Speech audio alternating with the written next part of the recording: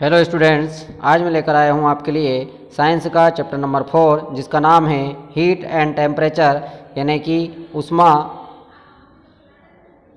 और तापमान। तो बच्चों, इस चैप्टर के हम पहले 2 वीडियो देख चुके हैं। ये हमारा पार्ट 3 है। तो चलिए स्टार्ट करते हैं हमारा आज का ये वीडियो। बच्चों, आज का जो हमारा टॉपिक है उसमें हम देखने वाले हैं relationship between Celsius and Fahrenheit scale, यानी कि जो सेल्सियस स्केल है और जो फ़ारेनहाइट स्केल है उसके बीच में हम संबंध देखेंगे कि उनके बीच में संबंध क्या होता है। To convert temperature from Celsius to Fahrenheit scales, यानी कि जब हमें जो टेम्परेचर है उसको सेल्सियस से फ़ारेनहाइट स्केल में कन्वर्ट करना रहता है तो हम उस दौरान मल्टीप्लाइड बाय 9/5, तो उसको हम 9/5 से मल्टीप्लाई करते हैं एंड 832 डिग्री सेंटीग्रेड, तो और हम 32 डिग्री सेंटीग्रेड को उसमें प्लस कर देते हैं। Has 100 equal parts and degree Fahrenheit है 32 माइनस 212 इक्वल पार्ट्स। तो यहाँ पर हम देखते हैं कि ये फॉर्मूला दिया है, किसी भी डिग्री सेल्सियस जो रहता है उसको अगर हम फ़ारेनहाइट में कन्वर्ट करना चाहें उस स्केल को, तो इस तरीके से इस फॉर्मूले का उपयोग करके हम यहाँ पर उसको कन्वर्ट कर सकते हैं। तो इस तरीके से यहाँ पर उसका ये बताया गया है कि किस तरीके से हम जो फ़ारेनहाइट है उसमें कन्वर्ट कर सकते हैं डिग्री स्केल को, जो रहता है हमारा सेल्सियस स्केल जो है उसको। तो यहाँ पर ये फॉर्मूला है, तो हम उसमें क्या करते हैं 9/5 से उसको डिवाइड करते हैं और उसमें प्लस 32 हम ऐड कर देते हैं। तो इस तरीके से हमारा जो फ़ारेनहाइट में निकल के आ जाता है। आगे हम जो देखेंगे यहाँ पर वो है हमारा यूनिट्स ऑफ हीट, यानी कि जो हीट है ऊष्मा है उसकी इकाई क्या है। तो उसकी इकाई के बारे में हम बात करते हैं यहाँ पर। To measure the temperature there are 2 units of heat, यानी कि हम जो तापमान उसका होता है उसको मापते हैं, उसकी जो इकाई है यूनिट वो 2 हैं। एक है हमारा एसआई यूनिट जूल्स और दूसरा है नॉन एसआई यूनिट्स कैलोरी, यानी कि ऊष्मा का जो हम टेम्परेचर मेजर करते हैं, तापमान मापते हैं, वो जूल्स और कैलोरी में मेजर किया जाता है, या 2 यूनिट्स है उसकी। तो एसआई यूनिट्स जूल की बात करते हैं। The presently used units of heat is joule, यानी कि अभी वर्तमान में जो हम यूज़ कर रहे हैं हीट को मेजर करने के लिए वो जूल का उपयोग करते हैं। The SI unit of heat is joule, यानी कि जो एसआई यूनिट है वो है हीट का, वो क्या है, जूल है। It is denoted by the letter J, और इसको जे जो लेटर है हमारा उसके द्वारा इसको डिनोट किया जाता है। 1 calorie is equal to 4.184 joule, यानी कि 1 कैलोरी जो होती है उसका मान कितना होता है 4.184 जूल के बराबर उसका मान होता है। The bigger unit of heat is kilo joule, और जो हीट की बड़ी यूनिट है उसको किलो जूल बोला जाता है। 1 calorie equal to 4.184 joule and 1 kilo joule equal to 1000 joule. तो इस तरीके से ये जूल में यूनिट हो गई। दूसरा हम देखें नॉन एसआई यूनिट कैलोरीज, यानी कि ये एसआई मात्रक नहीं है। कैलोरीज जो है, calories is the older unit of heat, यानी कि कैलोरी जो है वो पुरानी इकाई है, हीट के मात्रक है पुरानी। The quantity of heat required to raise the temperature of 1 gram of water by 1 degree Celsius is called 1 calories, यानी कि हम देखते हैं कि जो हीट की रिक्वायर, जिसको हम बोलते हैं कि जो हीट है उसको रिक्वायर लगती है टेम्परेचर को बढ़ाने के लिए 1 gram of water by 1 degree Celsius. 1 gram water को अगर हम उसकी हीट बढ़ाना चाहते हैं तो 1 डिग्री सेल्सियस की हमें ज़रूरत लगती है, और वही उसका 1 कैलोरी कहलाता है। The unit calories is denoted by CAL, यानी कि जो यूनिट्स होती है कैलोरी की उसको हम डिनोट करते हैं CAL के द्वारा। The bigger unit of heat is called kilo calories, और जो ऊष्मा की बड़ी इकाई होती है उसको बोला जाता है किलो कैलोरीज, उसको बोला जाता है। 1 kilo calories equal to 1000 calorie, और 1 किलो कैलोरी का जो मान होता है वो होता है 1000 कैलोरी। आगे हम देखते हैं ट्रांसफ़र ऑफ हीट, यानी कि जो हीट होती है, जो हमारी ऊष्मा होती है वो किस तरीके से उसका ट्रांसफ़र होता है, यानी कि उसका जिसको हम देखें कि वो एक ऑब्जेक्ट से दूसरे ऑब्जेक्ट में जाती है, उसको हम यहाँ पर पढ़ेंगे। Heat energy travels from hot body to a cold body, it is transferred by 3 methods, यानी कि जो हीट यानी कि ऊष्मा जो ऊर्जा है वो एक बॉडी से दूसरी बॉडी में ट्रैवल होती है, ट्रांसफ़र होती है, तो होती है हॉट बॉडी से कोल्ड की तरफ होती है, यानी कि वो गर्म से ठंडे की तरफ ट्रांसफ़र होती है। ऊष्मा का जो जिसको हम बोले कि वो चलती है या प्रवाहित होती है, तो उसका प्रवाह गर्म से ठंडे की तरफ होता है। और ये 3 मेथड के द्वारा प्रवाह होती हैं। पहली मेथड है कंडक्शन। कंडक्शन जो दिया है उसका मतलब होता है चालन। चालन की अगर हम बात करें, a mode of transmission of heat when it is transmitted from one particles to the other without actual movement of the particle is called conduction। यानी कि चालन की हम बात करें तो यहाँ पर जो जिस पार्टिकल से वो ट्रांसफ़र होती हैं वो पार्टिकल्स एक्चुअल में मूवमेंट नहीं करता है, लेकिन हीट ट्रांसफ़र हो जाती हैं, तो इसको बोला जाता है चालन, यानी कि कंडक्शन बोला जाता है इस मेथड को।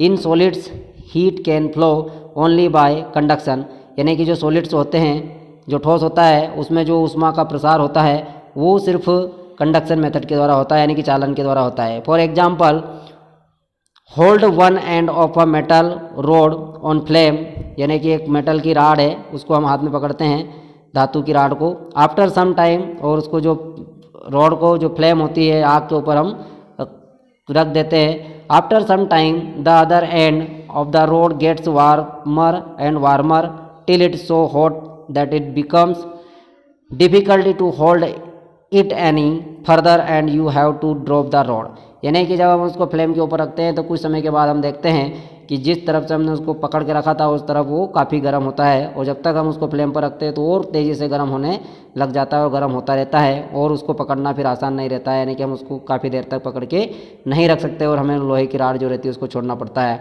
तो इस तरीके से चालन की प्रक्रिया जो होती है कंडक्शन के द्वारा, उसमें एक ऑब्जेक्ट जो रहता है उसमें जो उसके पार्टिकल्स होते हैं एक्चुअल में मूवमेंट नहीं करते, लेकिन उसमें ऊष्मा का प्रसार होता है।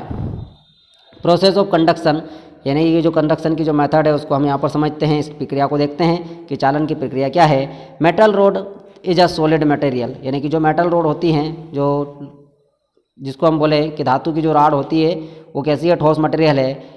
इन सॉलिड्स, यानी कि सॉलिड में हम देखें, heat energy transformed from the point at a higher temperature to the point at a lower temperature without actual movement of the particles from their position, यानी कि हम देखते हैं कि इसमें जो हीट एनर्जी रहती है, यानी कि ऊष्मा ऊर्जा जो रहती है वो ट्रांसफ़र होती हैं एक हायर पॉइंट्स से, यानी कि जिधर हायर टेम्परेचर होता है उससे जो लो पॉइंट होता है यानी कि लोअर टेम्परेचर की तरफ वो ट्रांसफ़र होती हैं। उसमें पार्टिकल्स जो होते हैं उनका किसी प्रकार का कोई मूवमेंट उनमें नहीं होता, उनकी पोजीशन वैसी ही रहती है।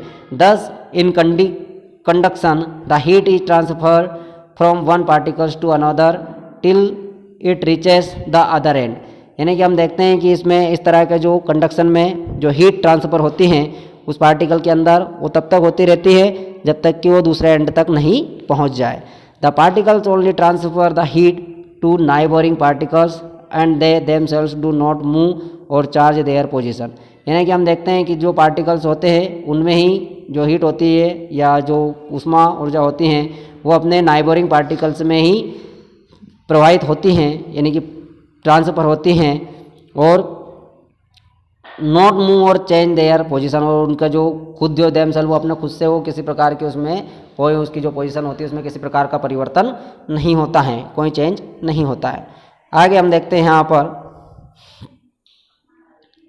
Good conductors and bad conductors and insulators, यानी कि गुड कंडक्टर्स की अगर हम बात करें, यहाँ पर हम बात करते हैं good conductor, bad conductors and insulators की। The materials which allow heat to flow through them easily are called good conductors of heat, यानी कि जो मटेरियल्स जो होते हैं, सामग्री अपने में से जो हीट रहती है उसको आसानी से पास हो जाने देते हैं, ऐसे जो मटेरियल्स होते हैं उनको गुड कंडक्टर ऑफ हीट बोला जाता है, यानी कि वो ऊष्मा के सुचालक माने जाते हैं। जैसे एग्जाम्पल हम देखें, silver, copper, aluminium, iron, brass, stainless steel ETC are good conductor of heat, यानी कि ये ऊष्मा के सुचालक माने जाते हैं, जितने भी यहाँ पर एग्जाम्पल दिए हैं।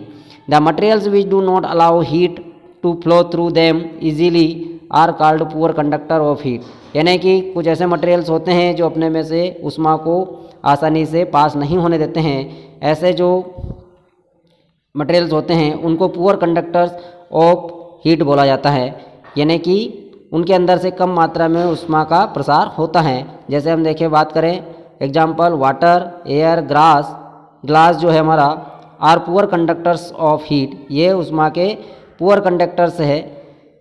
The materials which do not allow heat and electricity to flow through them are called non conductors or insulators. यानी कि ऐसे मटेरियल्स जो अपने में से ऊर्जा या जो उष्मा ऊर्जा और इलेक्ट्रिसिटी जो होती हैं उसको यानी कि विद्युत को पास नहीं होने देते हैं, गुजरने नहीं देते हैं, ऐसे मटेरियल्स को नॉन कंडक्टर्स और इंसुलेटर्स बोला जाता है। यानी कि उष्मा के कुचालक, विद्युत और उष्मा के कुचालक माने जाते हैं। जैसे example glass, air, plastic, rubber etc are insulators. ये उष्मा के कुचालक माने जाते हैं, यानी कि ये इंसुलेटर का काम करते हैं। तो अब आगे हम देखेंगे यहाँ पर use of good and bad conductors of heat. जो हमारे हीट जो उष्मा है उसके गुड कंडक्टर और बैड कंडक्टर का हम किस तरह से उपयोग करते हैं हम देखते हैं। पहला दिया है cooking utensils are made of good conductors of heat such as brass और aluminium, this help fast cooking of food. यानी कि जो गुड कंडक्टर है उष्मा के, उनका उपयोग हम जो करते हैं वो बर्तन बनाने में करते हैं। यानी कि उससे जो हमारे किचन के जो बर्तन होते हैं, कुकिंग यूटेंसिल यानी खाना पकाने के जो बर्तन होते हैं उनको बनाने के लिए उनका उपयोग किया जाता है। जैसे ब्रास और एल्यूमिनियम के बर्तनों का उपयोग हम खाना पकाने वाले बर्तन बनाने में करते हैं, ताकि इनके अंदर उष्मा के सुचालक होने के कारण इनके अंदर जो खाना है वो बहुत तेज़ी से जल्दी से पक जाता है। दूसरा हम देखें copper is used for coating on the bottom of some steel utensils to help uniform end. यानी कि जो कॉपर होता है उसके जो कुछ बर्तन होते हैं उनका जो पैंदा होता है, तली होती है, उसमें उसकी परत क्लोटिंग कर दी जाती हैं, ताकि हम देखें कि smooth transfer of heat from the flame to the food, और उनके द्वारा जो हीट है उसका आसानी से जो फूड है खाना पकाने के लिए हम उपयोग कर रहे हैं उसमें उष्मा का प्रसार हो सके। अगला जो हम देखेंगे वो है हमारा copper used for elements of geysers geysers. यानी कि कॉपर के जो एलिमेंट्स होते हैं, कॉपर का उपयोग गीज़र जो होते हैं उनके एलिमेंट्स बनाने में भी उसका उपयोग किया जाता है, ताकि उष्मा का प्रभाव आसानी से हो सके।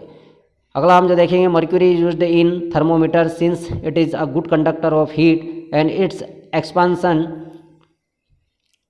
Does to heat is uniform, example temperature rises by degrees. यानी कि हम देखते हैं कि जो मर्क्यूरी होती है उसका उपयोग हम थर्मोमीटर के अंदर करते हैं, क्योंकि मर्क्यूरी जो होती है वो उष्मा का सुचालक होती हैं, और जब हम इससे टेम्परेचर मेजर करते हैं तो ये एक्सपांड होती हैं, जिससे हमें टेम्परेचर को मेजर करने में आसानी होती है, और टेम्परेचर पर हम डिग्री आसानी से देख सकते हैं कि ये कितना डिग्री टेम्परेचर बढ़ गया है या कितना डिग्री सेल्सियस टेम्परेचर है। तो बच्चों इस तरीके से हमने यहाँ पर जो हीट थी उसका प्रभाव देखा कि किस तरह से हीट का ट्रांसफ़र होता है, और किस तरीके से गुड कंडक्टर और बैड कंडक्टर और इंसुलेटर हमने यहाँ पर देखे कि वो काम करते हैं। तो बच्चों आशा करता हूँ ये टॉपिक आपको समझ में आया होगा। तो हमारा आज का टॉपिक यहीं समाप्त होता है। Thank you.